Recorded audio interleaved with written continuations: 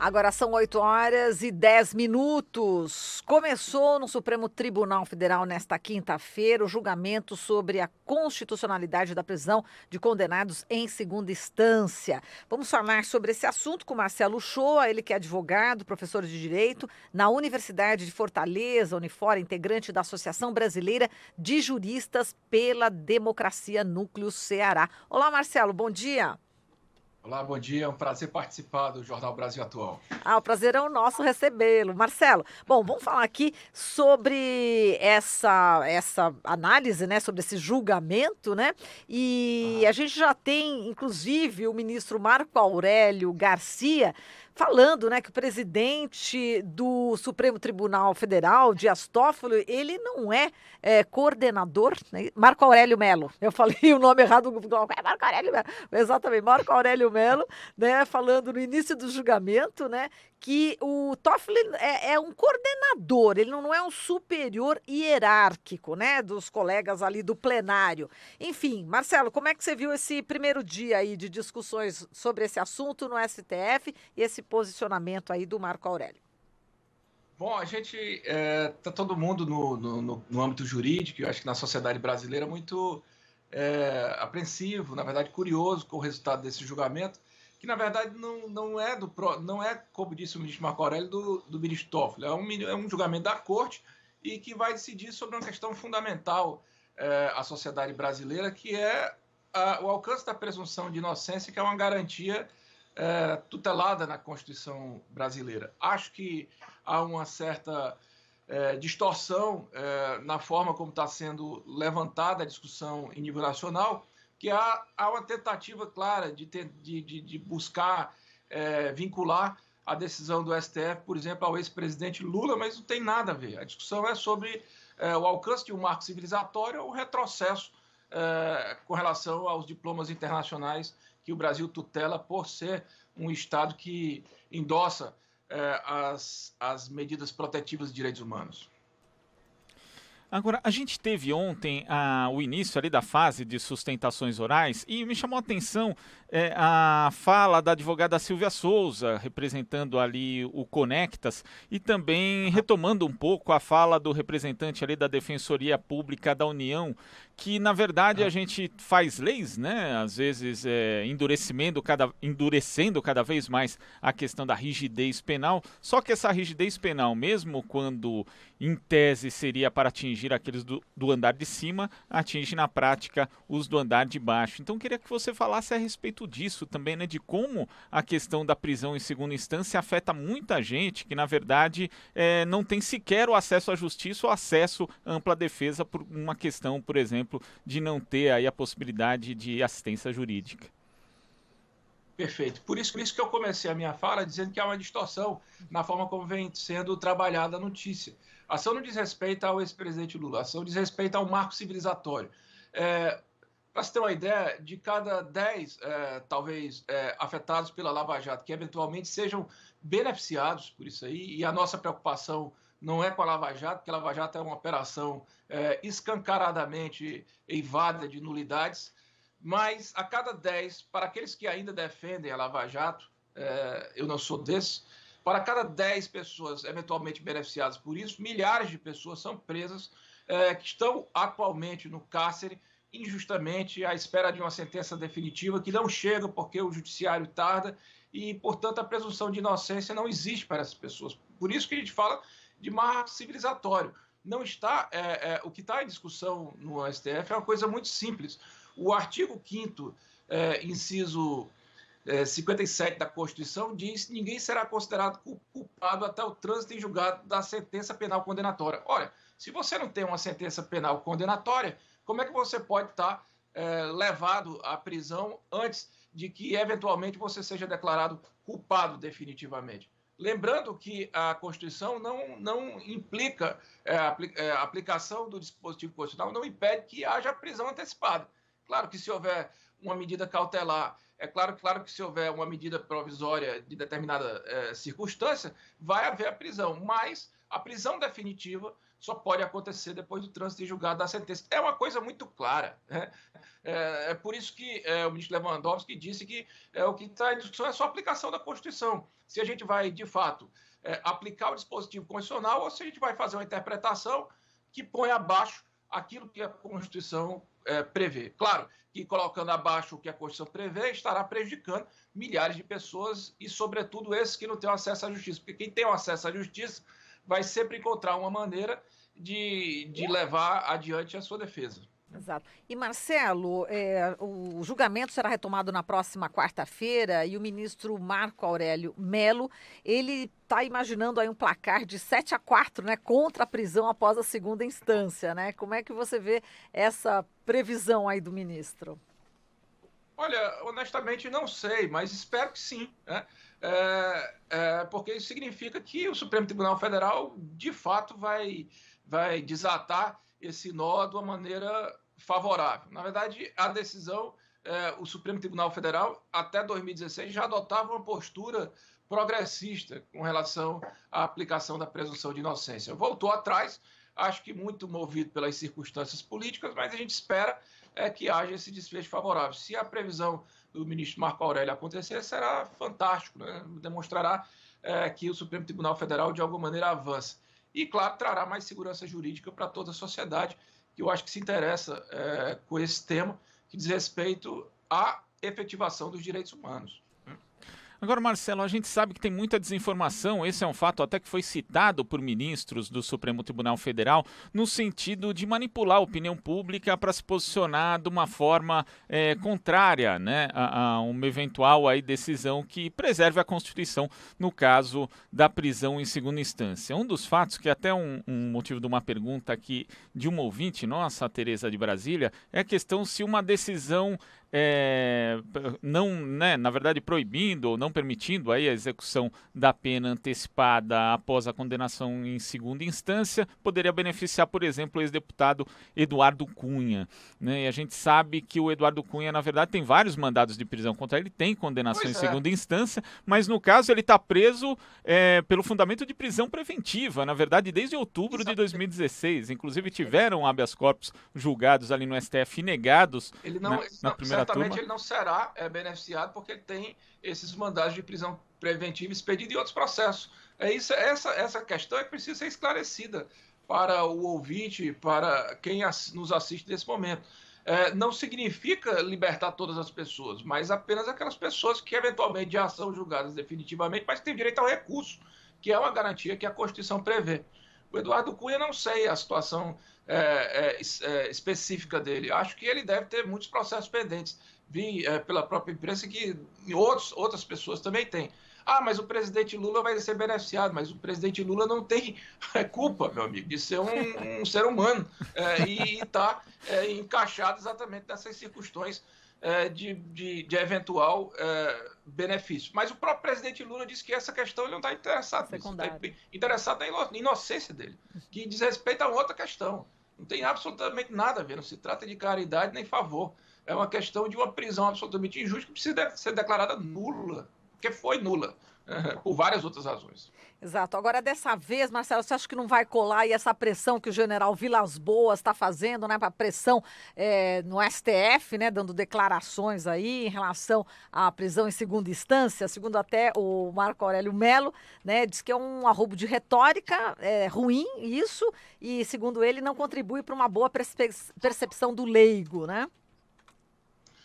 É uma pena que um general, né, considerado aí com mais estrelas, não sei, general, tantas estrelas no Brasil, faça uma declaração infeliz dessa, passando medo para a população. Nós estamos num regime que eles mesmos dizem que é democrático, portanto tem que sustentar a democracia. Nós não podemos pautar uma decisão do STF em função do receio, porque o ministro Vilas Boas disse que a comoção, general, não sei o quê, ou as Forças Armadas. Paciência, meu amigo. A justiça está muito além disso. Acho pequeno o pensamento do general.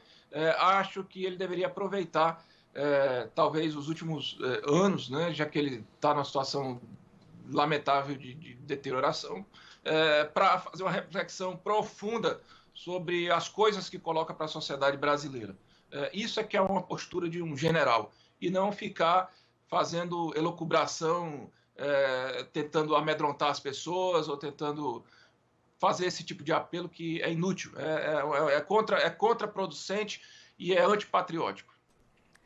Agora, Marcelo, só para a gente deixar assim, firmar um entendimento aqui com o ouvinte, com o telespectador aqui do Jornal Brasil Atual, as ADCs que estão sendo julgadas ali é para reconhecimento, é uma declaração de constitucionalidade de um artigo do Código de Processo Penal, que é o 283. Né? E aí eu vou ler aqui, inclusive, Marcelo, que diz o seguinte: ninguém poderá ser preso se não em flagrante delito ou por ordem escrita e fundamentada da autoridade judiciária competente, em decorrência de sentença condenatória transitada em julgado ou no curso da investigação do processo, em virtude de prisão temporária ou prisão preventiva. Ou seja, parece muito claro, muito transparente, muito evidente ali o que diz esse artigo do Código de Processo Penal, em consonância, inclusive, com o artigo 5º da Constituição, mas também deixa claro ali que existem várias hipóteses de prisão que, inclusive, são bastante utilizadas no nosso sistema de justiça, como a prisão temporária ou preventiva, ou seja, não é um liberou geral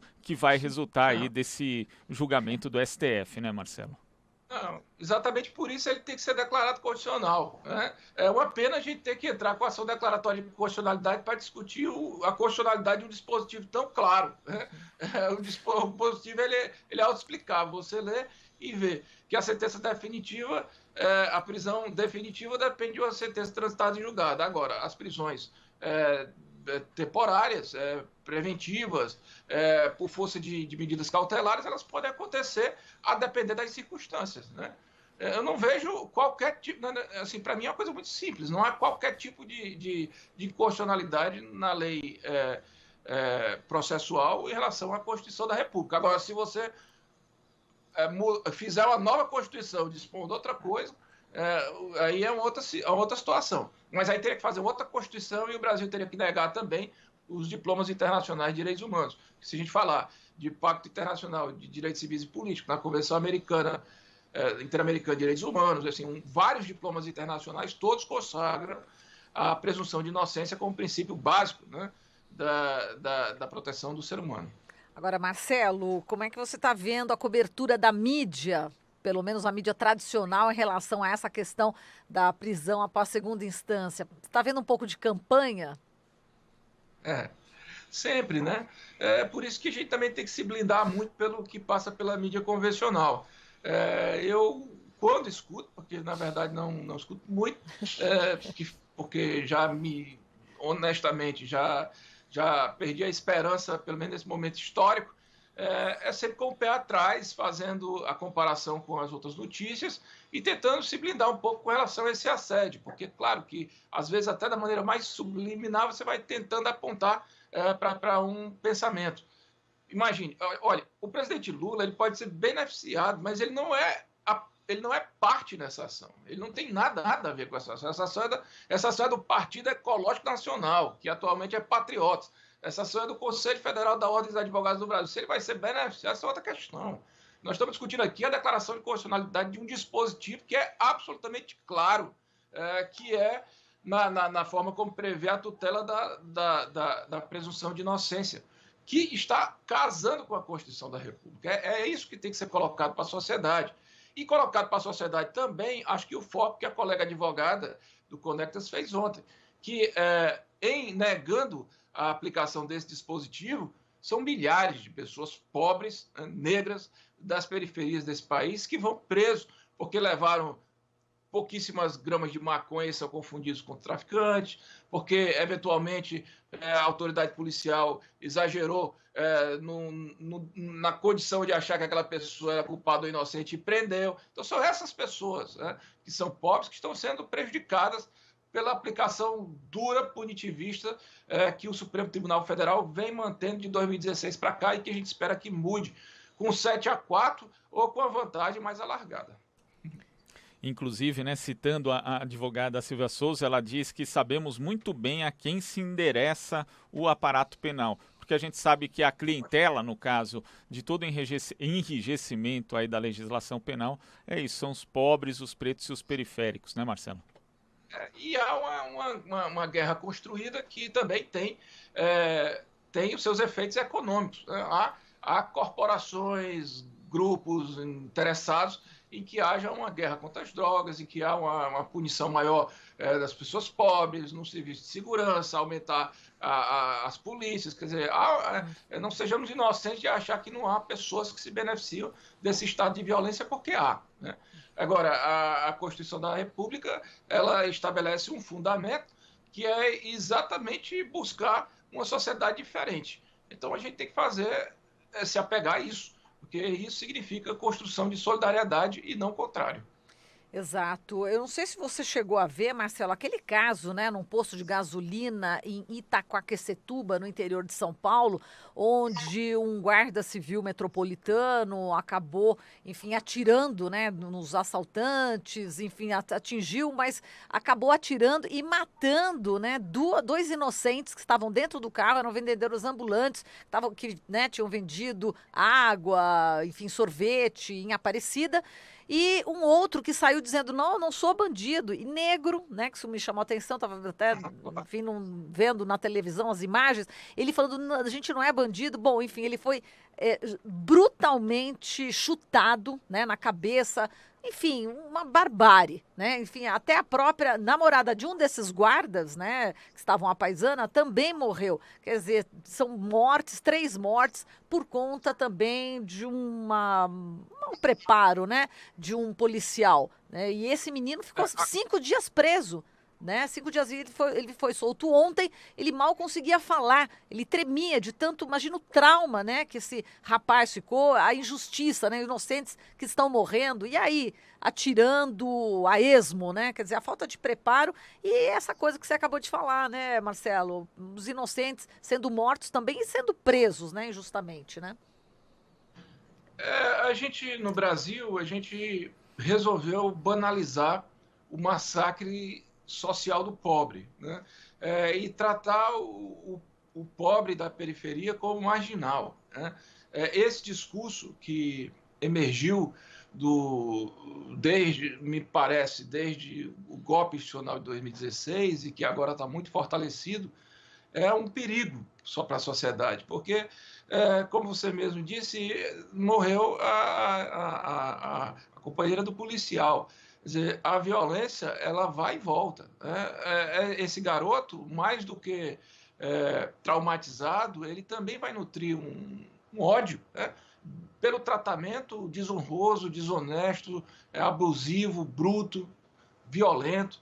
Então, é muito perigoso essa ideia de você chegar matando nas comunidades pessoas que são inocentes, ou mesmo que não sejam, porque haverá reação. Eu vi um dado essa semana de que lá no Rio de Janeiro, por exemplo, já está beirando as 200 operações policiais nesse ano, com morte de mais de 3 pessoas. Quer dizer, o que é isso, afinal de contas, né? Como é que você presume que aquela pessoa é bandida pelo olhar, pela intuição, e já tenta matar, né? É o contrário de uma sociedade que pratica o amor, né, nas suas relações mínimas. Isto é um absurdo. São essas pessoas que são injustiçadas que serão prejudicadas por essa visão punitivista do Supremo Tribunal Federal, que faz escola. Não pense que o policial lá embaixo ele age só porque ele é mau. O policial também é uma pessoa que emerge da nossa sociedade. Ele é influenciado por esse tipo de visão punitivista. Ora, se na hora que o general, sei quantas estrelas do Brasil, diz, não pode julgar assim, porque as Forças Armadas, assim, como se fosse salvador da pátria, você está subliminarmente passando uma imagem de que só a militarização resolve. Isto é um equívoco que as nações democráticas, as nações comprometidas com a valorização da pessoa humana já superaram há muito tempo. Não se resolve isso com enfrentamento bruto, se resolve isso com conscientização, com o serviço do Estado, com educação, com comida no prato, esse tipo de coisa. Tá certo. Marcelo, a gente agradece aqui a sua análise. Um forte abraço para você, hein? Até a próxima. Eu que agradeço. Tudo de bom. Tudo de bom. Falamos aqui com Marcelo Shoa, advogado, professor de Direito da Universidade de Fortaleza, integrante da Associação Brasileira de Juristas pela Democracia.